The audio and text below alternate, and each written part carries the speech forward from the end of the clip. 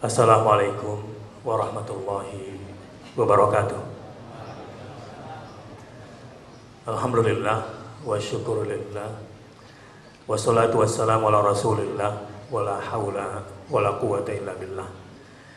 Yang saya banggakan Ustaz Farid Uqbah, yang mudah-mudahan senantiasa dijaga oleh Allah Subhanahu wa taala dan dikuatkan untuk terus mengemban amanah dakwah yang saya tahu dedikasi beliau yang sangat besar sekali untuk Islam di Indonesia. Ikhwani wa akhwati fillah, saya bersyukur pada hari ini bisa hadir dengan semua keterbatasan, dan kebanggaan saya ekspresikan juga dengan memberikan sedikit bantuan yang sebetulnya saya mengerjakan ini juga bersama Ustadz Farid di tabung infak. Tidak banyak, tapi mudah-mudahan cukup untuk membantu beasiswa demi lahirnya para alim, para ulama dari pesantren Al-Islam ini. Nilainya cuma 100 juta rupiah, dan mudah-mudahan ini sebagai mukaddimah kecil saja dari sebuah pekerjaan besar yang sudah kita niatkan. Baik, sedikit saja pesan dari saya, terutama kepada para wisudawan hari ini. Apa yang akan kalian hadapi esok hari itu tidaklah semuanya persis seperti yang Anda baca di dalam kitab. Yang kedua, pekerjaan berat Anda selanjutnya adalah bagaimana menerjemahkan mutun-mutun itu dalam dunia konteks yang sekarang sangat dinamis sekali.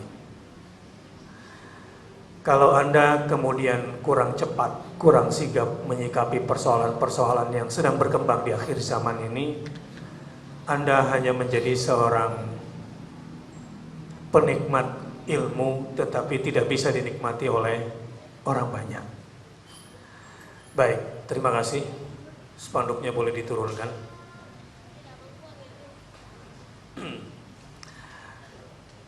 Mungkin apa yang sedikit saya sampaikan ini nilainya lebih penting dari angka itu. Begini, saya ingin mulai pemetaannya sekilas dari istilah postmodernisme di tengah frame akhirul zaman.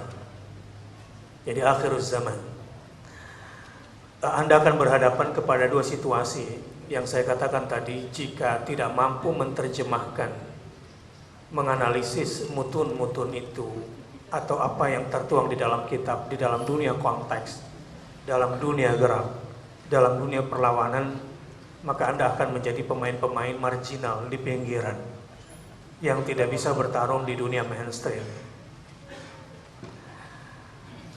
Untuk itu, untuk menjadi du'at ilallah dalam skala yang dibutuhkan saat ini, maka masih banyak ilmu yang perlu kalian pelajari lagi. Namun saran saya, mulainya dari hal-hal sederhana saja. Setelah jadi alumni, saya baru pulang dari Turki sama Ustadz Farid, tapi ketika Ustadz Farid masih di conference, saya memilih untuk mengunjungi sebuah pesantren. Pesantrennya itu 4 lantai, kira-kira 5.000 meter luasnya, tapi standarnya hotel bintang 5. Ini gaya Turki yang memang secara keilmuan dia tidak setinggi Arab, tetapi apa yang mereka pelajari secara elegan mereka praktikkan. Misalnya saya masuk, buka sepatu, dikasih sendal untuk berjalan di atas karpet yang tebal, melihat tempat makan santrinya yang 2.000 santri itu bersih sekali meja makannya dengan view yang bagus di lantai 3.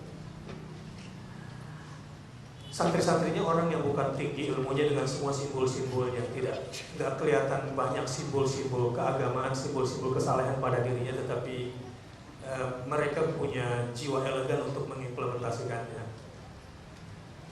Setelah saya lihat restorannya, tempat makannya bagus, saya tentu ingin melihat dari sisi lainnya. Saya bilang, boleh saya ke toilet karena saya sakit perut. Untuk mengetahui masjid sama toilet pesantren sudah dekat itu dilihat dari baunya biasanya. Jadi kalau sudah semakin kerang baunya berarti sudah dekat itu sama masjid dan pesantren. Pada masjid dan pesantren seperti ini, saya harap jangan melanjutkan fikihnya ke bab muamalat karena bab toharohnya belum lulus. Apalagi ke bab jihad nanti, sebab bab toharohnya saja belum lulus. Saya diantar, luar biasa. WC pesantren ini seperti hotel dan lebih bagus dari hotel karena saya harus ganti sendal berjalan di atas karpet dan sendal kulit khusus di dalam WC. Jadi dua sendal yang berbeda dan saya tetap berkaos kaki di dalam dengan nyaman. Jadi standarnya kalau santri-santri sudah bisa sambil menghafal ilmu di dalam WC gitu kira-kira di dalam hati, berarti itu udah bagus WC-nya begitu. Tapi kalau nggak betah berarti belum sukses itu kamar mandinya. Ikhwani wa akhwati fillah, semuanya dibiayai dari dana zakat yang cuma 2,5%. Pesantren mereka kalau seperti yang Islam seperti ini setiap tahun kurbannya mungkin karena mazhab Hanafi wajib kurban. Sapinya dari jamaahnya sekitar 450 ekor sapi per tahun, itu standar rata-rata.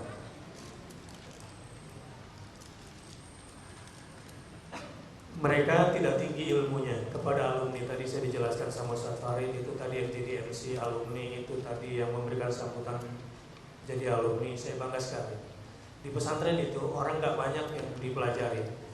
Dalam tempo 2 tahun dia bisa dari tidak membaca Al-Quran sampai bisa menghafal semampunya, dan hanya mempelajari 3 kitab saja, kitab akidah, kitab fikih, dan usul fikih dalam bahasa Arab. Cuma itu saja. Jadi so simple, sangat simple sekali. Ada yang keluar 1 tahun dari situ kemudian melanjutkan S2 dan S3-nya. Kebetulan yang mengentertain saya, yang mengajak saya keliling itu S2 bidang arsitektur, dan di manajemen yang menyambut saya S3 di bidang IT. Lalu saya tanya, apa main job Anda? Guru ngaji. Terus set job Anda ya sebagai arsitek. Jadi pekerjaan utama dia itu kembali ke pesantren itu untuk mengabdikan ilmunya. Jadi main jobnya, tugas utamanya sebagai guru ngaji di situ. Side jobnya sebagai arsitek S2 dan sebagai ahli IT S3. Ini salah satu kelebihan di Turki bagaimana dalam menerapkan pendidikannya. Dan ada pola yang sangat cerdas. Kita sama teman-teman waktu duduk di sana membayangkan 20 tahun yang lalu Turki itu seperti Indonesia yang sekarang baru mulai belajar miskin dengan sekularismenya. Erdogan itu 5 tahun pertama tidak menunjukkan identitas keislamannya, tetapi semua statementnya menjadi sebuah proyek yang nyata dan dirasakan. Betul-betul yang namanya proyek. A'udzubillahi minasyaitonirrajim. Bismillahirrahmanirrahim. Ara'aital ladzi yukadzibu bid-din fadzalikal ladzi yad'ul yatim wa la yahuddu 'ala ta'amil miskin. Melihat ayat ini, kebanyakan ormas Islam, lembaga Islam sebetulnya menjadi pendusta agama. Karena proyek nyata yang mestinya dilakukan oleh lembaga Islam, termasuk partai Islam, yaitu menyantuni anak yatim dan memberi makan orang miskin, ini kurang diterapkan. Anda tahu di Indonesia saat ini, bulan Oktober ini, 23.000 tahanan narkoba akan dilepas dan harus keluar karena penjara tidak cukup. Ini akan menjadi persoalan sosialnya sendiri, sementara lembaga pelaku wajib lapor, institusi IPWL istilahnya di bawah PNN itu tidak cukup. Ini sebetulnya anak-anak yang kurang perhatian di keluarganya karena sibuk mencari dunia. Saya baru buka pesantren khusus anak jalanan, anak-anak yang memang terlempar dari keluarga atau memang terlahir dari jalanan. Sebetulnya mereka adalah orang-orang yang ingin mencari sosok ayah, ingin mencari sosok ibu, ingin mencari kakak, ingin mencari sahabat. Jadi kalau kita bicara dunia jalanan di Indonesia ini, anak-anak jalanan itu cenderung mencari istilah abang, abah, atau ayah. Hanya orang-orang yang bisa ngomong mereka inilah kemudian mereka mau mendekat ke sana. Para doa ilallah.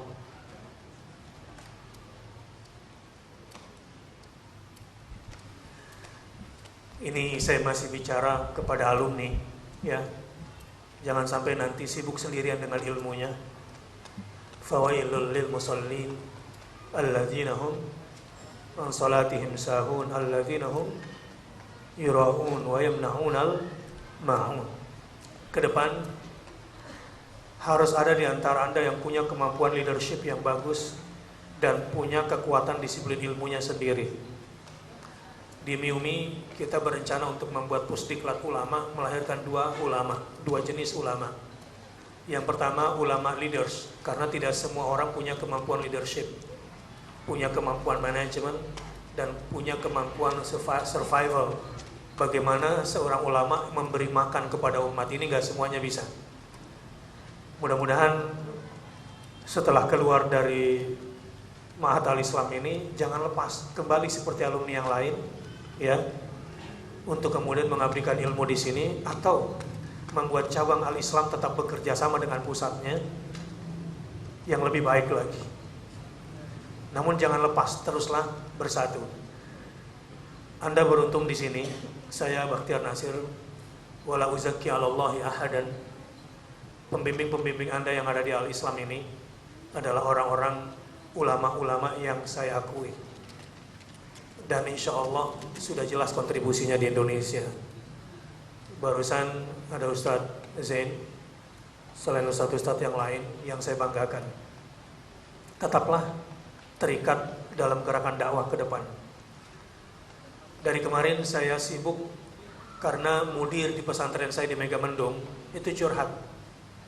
Gara-gara pengumuman kelas kajian hadis besok di sini akan dimulai, saya umumkan di grup saya, ustadz-ustadz di pesantren ingin rebutan datang ke sini ngaji. Akhirnya mudirnya bingung, nih siapa yang ngajar santrinya kalau ustadznya datang ke sini semua.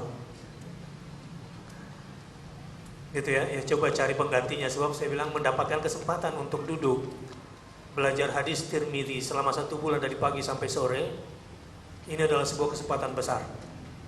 Alhamdulillah, ustadz-ustadz di pesantren itu lagi rebutan ingin ke sini. Jangan sampai alumninya malah kabur dari sini. Ya harusnya Anda lebih semangat lagi itu, karena Anda sudah berada di Al-Islam, yang Anda dipilihkan tempat di sini. Dan saya pikir kalau ada proyek besar untuk kalian kerjakan setelah ini, walaupun zawaj itu nggak lebih penting daripada kalau bisa zawajnya ditunda dulu, menikahnya ditunda dulu sampai selesai hadis Tirmidzi. Karena jadikan itu sebagai mahar nanti untuk dihafalkan dan diamalkan. Kembali, jadi ke depan saya berharap alumni-alumni dari Al-Islam ini lahir ulama-ulama yang punya kemampuan leadership yang bagus dan punya kemampuan keilmuan dalam disiplin ilmunya sendiri. Di MIUMI ini kita akan terus bergerak, dan dari lewat pusdiklat itu kami berharap bisa lahir ulama-ulama dengan 2 kriteria tadi. Tapi pertarungannya ke depan ini luar biasa. Ya, ini sekedar wawasan saja. Bagaimana gerakan Ya'juj wa Ma'juj? Saya nggak perlu sebut etnis mana, sudah paham kalau sudah baca hadis. Menguasai perpolitikan di Asia Tenggara. Orang Malaysia itu curhat, Ustadz, antum nggak bisa hanya mikirin Indonesia saja. Kami di Malaysia sampai pemilihan calon presiden, para politisi itu di drop keturunan Ya'juj wa Ma'juj dari Indonesia untuk milih di sana. Sebab mereka sudah memetakan kesatuannya ini bukan Indonesia sendiri, Malaysia sendiri, tidak bisa. Untuk itu, gerakan dakwah keulamaan kita memang minimal itu Asia Tenggara.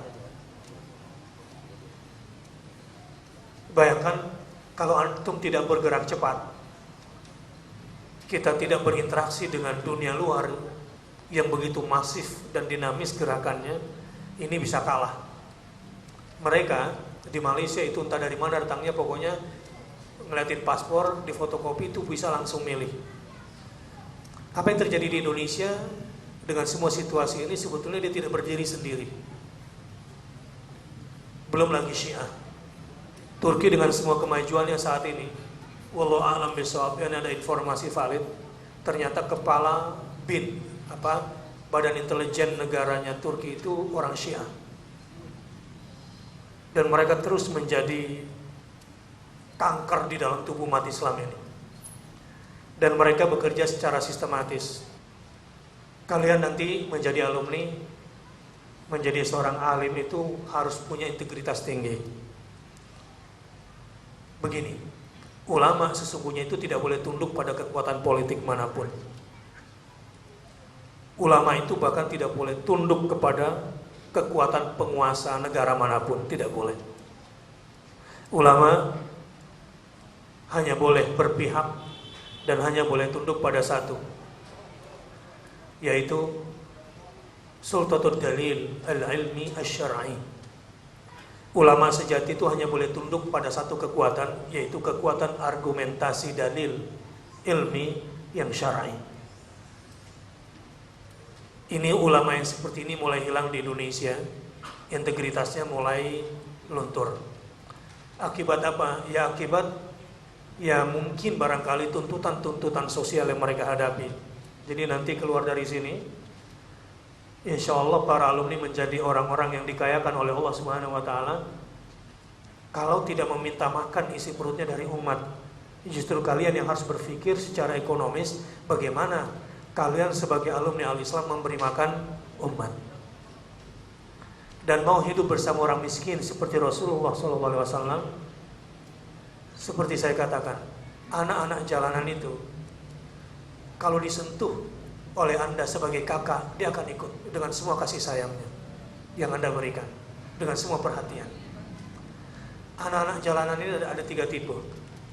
Ada yang memang terlahir bapak ibunya pengamen, asongan, atau manusia gerobak yang hidup di jalan. Hidupnya mendiaspora. Kita semua teriak Allahu Akbar dengan semua kesucian-kesucian yang kita pelajari. Sementara di Jakarta ini saja, atau di Bekasi ini banyak manusia-manusia nomaden. Penduduk nomaden, di mana ada pemeriksaan, di mana ada patroli, kabur lagi ke sana kemari. Mereka yang tidak tahu bagaimana dan di mana mereka harus bernaung. Mereka mencari orang-orang yang mau mengakui status mereka. Status mereka, kata pembimbing itu, ada yang seperti Al-Masih Isa alaihissalam, punya ibu tapi gak jelas siapa bapaknya. Dalam bahasa negatif mereka tentunya. Di antara mereka ada yang ada bapaknya tapi gak tahu siapa ibunya. Dan di antara mereka ada juga tidak tahu siapa bapak dan siapa ibunya. Perkembangan narkoba sekarang luar biasa. Narkoba versi 2014 itu bentuknya sudah tisu. Dia makan tisu itu satu persatu, atau direndam di air lalu kemudian dia minum narkoba itu. Ini ledakan narkoba di kalangan anak-anak remaja di dunia produktif. Ini luar biasa. Kira-kira kewajiban siapa itu membimbing mereka? Ini sekedar cerita-cerita sederhana lagi yang mudah-mudahan nanti membuka wawasan. Jadi ngobrol sama Ustadz Farid tadi, yang dibutuhkan sebetulnya dari para santri ini adalah mentalnya. Juhud wa jihadukum fi sabilillah, seperti yang dilakukan oleh para sahabat, oleh tabi'in atas bimbingan Rasulullah sallallahu alaihi wasallam. Kinerja juga begitu. Erdogan baru menunjukkan siapa dirinya soal jilbab istrinya, kan selama 5 tahun menjadi presiden, maksud saya menjadi Perdana Menteri, gak boleh tampil di muka publik membawa simbol Islam. Istrinya yang berjilbab itu gak boleh muncul. Dengan sabar dia menyembunyikan keislamannya dalam arti simbolik, tetapi dia mempraktekkan Islamnya secara elegan. Sampai di tahun kedua dia sekolahkan anaknya yang berjilbab ke Amerika. Itu pun sebuah strategi politik. Lalu itulah pidato dia pertama kali berkaitan dengan agama dan mengatakan, kenapa anak saya yang berjilbab saya sekolahkan di Amerika? Karena sekularisme di Turki tidak fair, di Amerika masih agak fair. Itu tentu sebuah tamparan yang sangat dahsyat. Di periode kepemimpinan dia sebagai Perdana Menteri yang ketiga di Turki, luar biasa. Pendidikan Quran dan pesantren-pesantren yang pada masa Kemal Atatürk dihancurkan dan menjadi situs-situs sejarah berbentuk puing-puing kita kunjungi, itu kemudian dimulai dari kerja, bukan dari berbicara, bekerja. Sekarang setelah dia menang lagi sebagai presiden, saya kunjungi pesantren yang dulunya situs sejarah 20 tahun yang lalu. Sekarang pesantren itu menjadi pesantren klasik yang luar biasa dan khusus untuk tahfidzul Quran. Baru ketika dilantik menjadi presiden dia pidato lagi beberapa puluh tahun yang lalu. Ada orang-orang yang mengaku sangat mengagumi kemanusiaan, tetapi dia tidak melaksanakan prinsip-prinsip kemanusiaan. Tempat-tempat di Turki yang pada masa Ottomanian digunakan sebagai tahfidzul Quran, mereka tidak boleh menjalankan agamanya. Sekarang saya berharap tidak ada yang menghalang-halangi. Kalau ada anak-anak Turki secara kemanusiaan ingin menghafal Al-Quran, dan itu betul-betul difasilitasi, dan tiba-tiba berdirilah yang tadinya situs-situs sejarah peninggalan beberapa puluh tahun yang lalu, nah sekarang sudah terlahir kembali. Dan yang membanggakan, cara berpikir penduduknya juga begitu maju. Hampir di setiap pertemuan, dalam warsyah amal maupun dalam konferensi ulama kemarin, ya masyarakatnya, ya ulamanya, ya pemerintahnya, kalau berdiri di publik seperti ini, kepada tamu-tamu, dia mengatakan, ahlan wa sahlan fi baladikum tsani wa ahlan wa sahlan fi asimatil muslimin al-alami. Selamat datang di negara Anda yang kedua dan selamat datang di ibu kota umat Islam. Dibutuhkan memang ulama-ulama yang mempunyai integritas dan punya kemampuan kepemimpinan yang bagus. Saya lihat edaran foto presiden kita bertunduk di hadapan Tony Blair, sekutunya George W. Bush. Beda halnya dengan Erdogan. Saya melihat gaya bahasa tubuhnya di dalam pertemuan World Economic Forum, pertemuan ekonomi dunia tingkat kepala negara. Tangannya saya lihat gemetar begini. Ketika ini meja dan di sampingnya ada Shimon Peres. Dia begini tangannya di tingkat kepala negara pertemuan ekonomi dunia yang pada 20 tahun yang lalu Turki mengemis untuk menjadi bagian daripada negara Uni Eropa. Dia mengatakan, saya tidak sudi duduk sejajar dengan orang yang telah membunuh saudara saya di Palestina. Brak! Ditinggalkan itu. Anda tahu efek pemimpin seperti itu? Ada sebuah LSM pro Palestina di Istanbul yang saya kunjungi, kecil sekali. Kantornya mungkin cuma sebesar masjid ini. Tapi tahu Anda apa pekerjaannya? Dia berpikir bagaimana 5 orang di dalam kantor ini menyusup ke jantung Israel lewat meramaikan sholat jamaah di Masjidil Aqsa. Mereka berpikir keras meninggalkan keduniaannya, lalu kemudian bekerja keras memikirkan bagaimana umat bangkit termasuk di Palestina. Allahu Akbar. Sekarang mereka punya proyek menyediakan bus-bus di setiap konsentrasi muslim di seputar Baitul Maqdis. Sholat 5 waktu, yang mau sholat jamaah ke Masjidil Aqsa disiapin busnya, disiapin sopirnya, bensinnya, sama konsumsi di dalam bus, dan itu biaya mereka dikeluarkan setiap bulan untuk itu semua, agar orang-orang Palestina semua bisa sholat berjamaah di Masjidil Aqsa. Kekuatan politik yang dimiliki oleh Turki, penduduk Turki itu kalau masuk Israel nggak macam-macam tuntutannya, karena Israel agak takut juga sama dia, dan langsung terbangnya ke Tel Aviv. Adalah sangat sulit bagi penduduk dunia untuk bisa datang langsung ke Tel Aviv, terutama dunia muslim. Ternyata setelah program itu berjalan, bukan cuma itu yang mereka lakukan. Dicarilah rumah-rumah di sekitar Masjidil Aqsa untuk disewa, untuk dijadikan lembaga-lembaga Al-Quran, kayak TPA atau TPQ begitu. Anda tahu, sekedar untuk mendapatkan izin TPA dari sebuah negara superpower secara politik di hadapan Israel, seperti Turki ini, izin license 1 tahun untuk bisa mendirikan TPA, biayanya sekitar $40.000 atau 4 miliar, tapi itu mereka kerjakan. Di jantungnya Israel. Anda siap? Apa yang bisa kita kerjakan untuk Palestina misalnya? Kalau di sini saja masih takut dikejar-kejar Mossad, atau pemerintahnya tunduk kepada Mossad misalnya.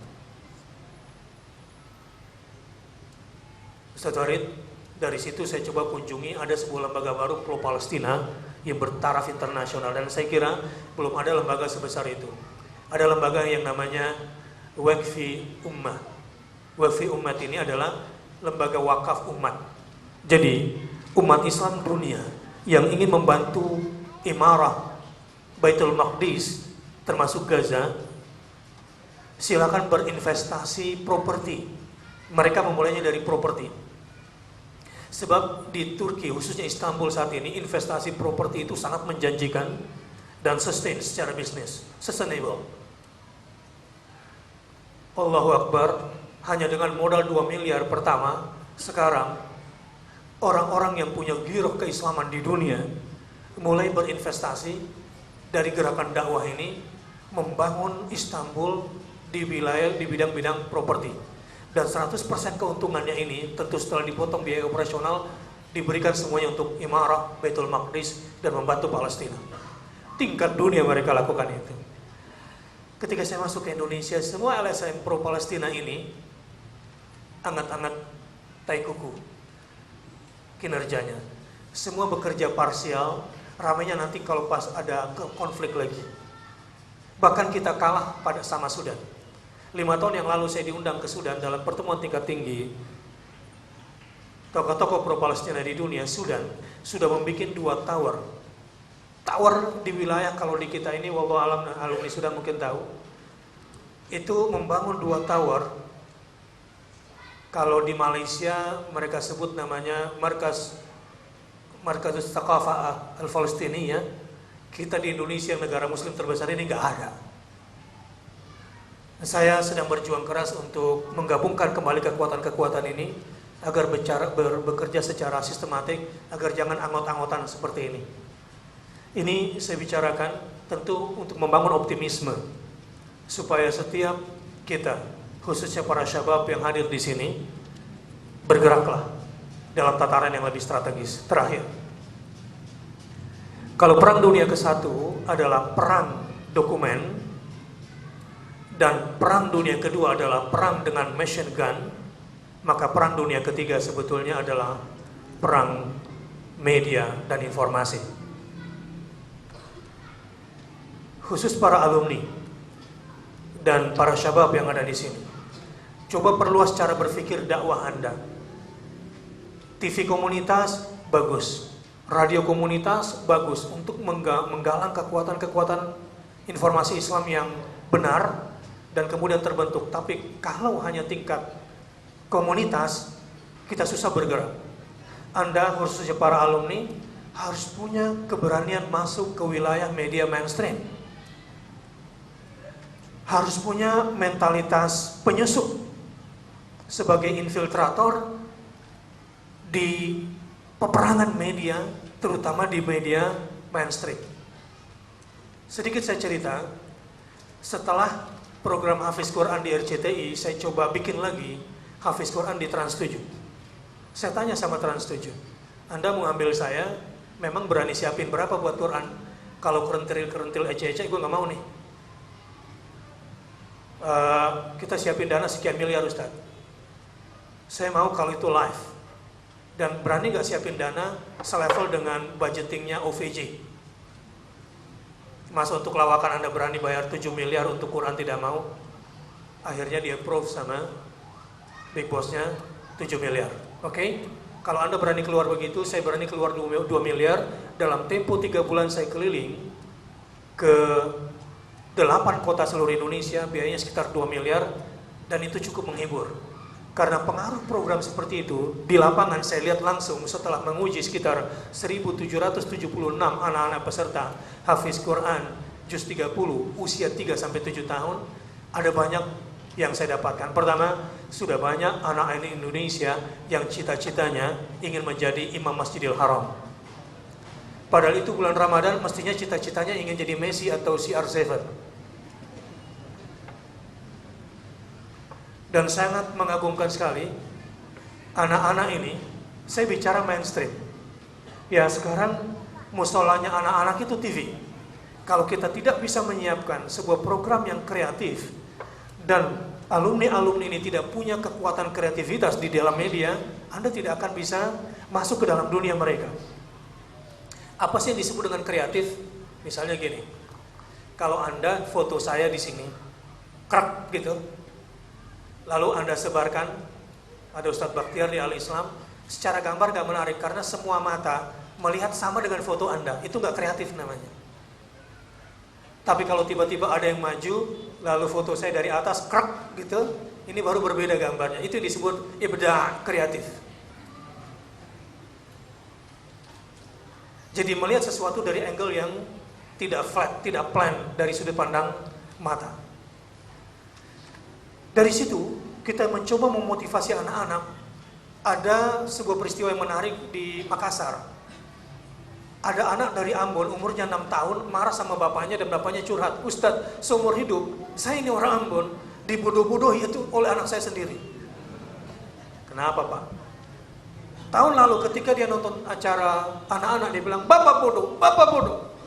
Tiba-tiba dia marah sama saya seperti itu. Kenapa Bapak bodoh? Kenapa Bapak tidak jadikan saya hafid seperti yang di TV itu? Wallah. Akhirnya setelah dia tahu saya sebarkan lewat Facebook bahwa akan ada audisi di Makassar dan tidak ada audisi di Ambon, dia paksa bapaknya, Bapak harus bawa saya ke Makassar, terbang ke Makassar. Ongkos saja susah. Tapi dengan izin Allah, hal-hal seperti itu banyak yang menggugah. Wah, ibu-ibu banyak sekali, setiap nonton itu air matanya mengalir. Macam-macam sih. Ada di antaranya, coba saya punya suami seperti juri yang di TV itu gitu.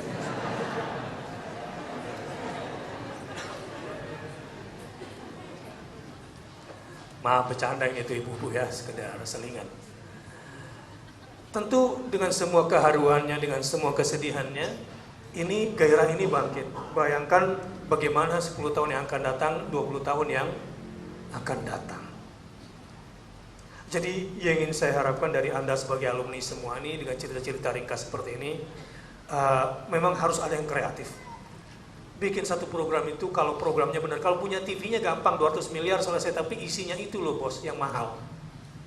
Productionnya itu, yang satu program itu mungkin 1 jam biasanya ya bisa 200 juta untuk sebuah program yang ideal begitu.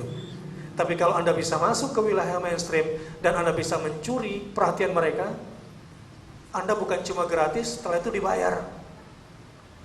Akhirnya kalau ada TV minta, saya bilang, lu berani berapa ya? Gitu. Kok Ustadz mulai tarif-tarifan? Bukan tarif-tarifan, lu bisnis kan? Gitu. Kalau ke rakyat baru kita bikin gratis. Ini sekedar untuk mengangkat harga. Jadi berbalik, yang tadinya kita mesti bayar mahal, membuat dummy saja sekian puluh juta. Tapi kalau Anda sudah berhasil mencuri, masuk, menelusup ke dunia mainstream, itu insya Allah akan kuat pengaruhnya. Ini untuk ngebom terakhirnya. Departemen Pertahanan Nasional Amerika Serikat memberikan laporan kepada Obama bahwa tahun 2025 menurut ilmu futuristik mereka tidak bisa tidak khilafah Islami akan berdiri pada tahun 2025, tapi mereka tidak tahu bakal ada di mana. Menurut statistik politik, militer, ekonomi mereka menunjukkan umat Islam akan mengkerucut. Sebagai negara superpower yang tidak ingin ada kompetitor, tentu dia perlu khawatir. Ternyata apa yang dilakukan oleh CIA hampir mirip temuannya dengan Uni Soviet. Rusia saat ini lewat KGB menemukan bahwa tahun 2020 akan lahir sebuah peradaban baru yang terbentang dari sebelah timur Cina sampai sebelah barat Samudra Atlantik. Peradaban baru itu bernama Khilafah Islamiyah.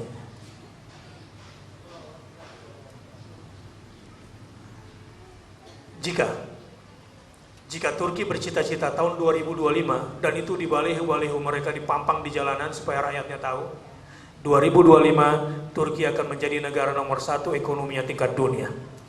Dan 2075 Turki bersiap-siap untuk menjadi negara superpower nomor 1 di dunia. Tapi kalau melihat hadis tentang setiap di penghujung 1 abad Allah akan mengutus pembaharu agamanya, maka kalau Turki Ottoman runtuh pada tahun 1924, maka 100 tahun kemudian mudah-mudahan akan lahir pemimpin baru. Kira-kira tahun berapa? 2024 kemungkinan akan lahir khilafah Islamiyah. Prediksi ini kemudian mereka gabungkan. Pertanyaannya adalah, bagaimana caranya agar bisa menggagalkan khilafah Islamiyah?